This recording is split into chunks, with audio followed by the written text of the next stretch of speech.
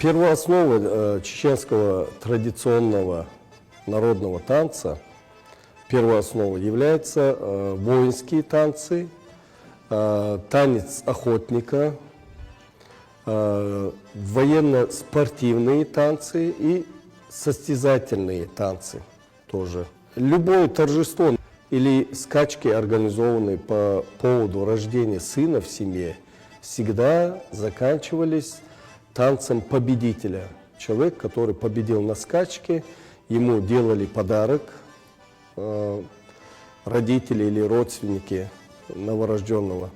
То есть юноша танцевал один сольный танец, мужской танец, танец воина, охотника, и демонстрировал ловкость тела, умением владеть своим телом, и грация, и пластика тела выражалась, что все вместе способствовало именно подтверждению, что он действительно победитель, что он воин, что он охотник.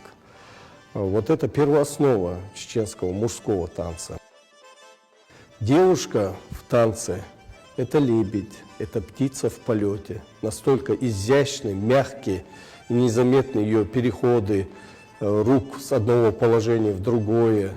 И поднятая голова, ровный стан и нежно опущенные глаза под ноги себе или в сторону. Если юноши, если это она в парном танце, то на уровне газырей останавливался взгляд девушки. Она не могла смотреть ему в лицо. Это уже не чеченский танец.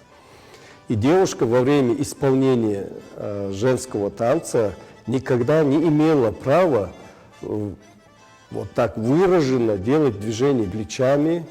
То есть стан велся ровно. Работали только руки, и сочетание с движениями рук работала голова. Но и при этом, если юноша очень близок в танце к девушке, то она опускала глаза под ноги себе, или если смотрела в сторону юноши, она смотрела на газыри юноши. Взгляд выше или ниже не мог быть направлен в сторону юноши. Изящно, грациозная постановка корпуса и при этом скромно опущенные глаза, резкий такой экспрессивный, характерный, темпераментный мужской танец и рядом нежно такой мягкий, скромный женский танец в гармонии, в сочетании дают неповторимую красоту. Вот этим сильно отличается чеченский танец от танцев народов мира.